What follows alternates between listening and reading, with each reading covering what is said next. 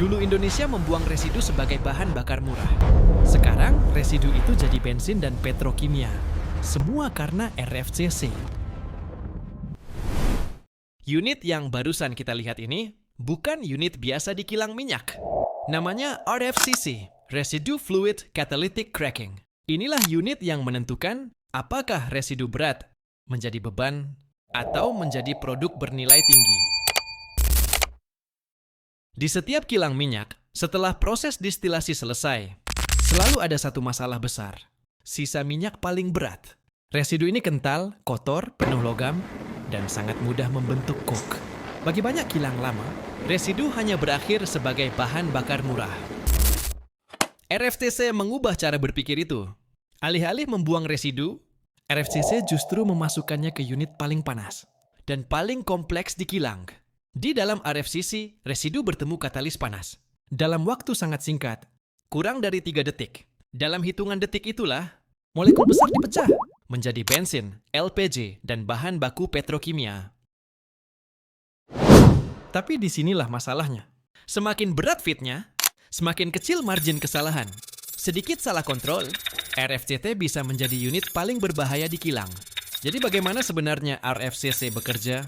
Dan kenapa unit ini disebut jantung kilang modern? RFCC bekerja dengan prinsip sederhana, tapi eksekusinya sangat kompleks. Residu tidak ditekan, tidak dihidrogenasi. Ia dipecah menggunakan katalis panas dalam waktu yang sangat singkat. Disinilah semuanya terjadi. Residu disemprotkan ke riser dan langsung bertemu katalis panas, bersuhu lebih dari 500 derajat. Kontaknya kurang dari 3 detik. Dalam waktu sesingkat itu, molekul besar dipecah menjadi bensin, LPG, dan gas ringan. Di RFCC, reaksi tidak dibiarkan berjalan tanpa batas. Begitu hasil optimal tercapai, kontak katalis dan hidrokarbon langsung diputus. Bukan untuk mematikan unit, tapi untuk menjaga agar hasil terbaik tidak rusak.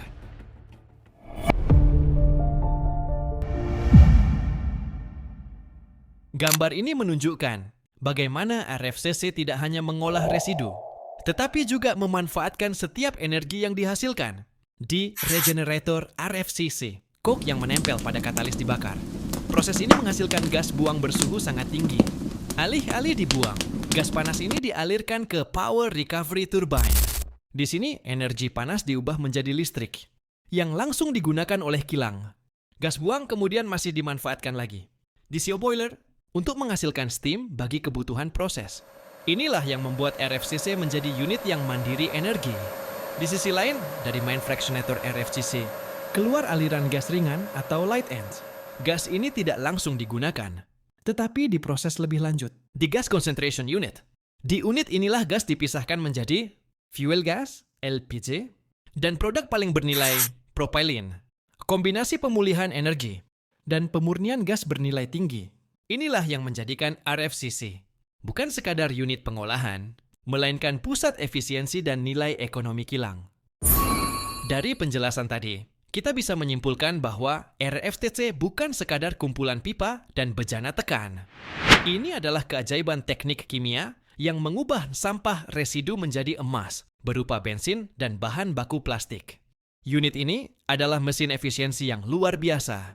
Ia menghasilkan panasnya sendiri dan bahkan membangkitkan listrik untuk operasional kilang. Dalam skala makro, RFCC adalah pilar strategis. Semakin andal unit ini beroperasi, semakin kokoh ketahanan energi negara kita, mengurangi ketergantungan pada impor BBM. Terima kasih telah bergabung dalam bedah tuntas teknologi RFCC ini. Jika kalian menikmati konten deep dive teknis seperti ini, jangan lupa tekan tombol like dan tulis di kolom komentar. Unit atau proses industri apa lagi yang harus kita bongkar selanjutnya?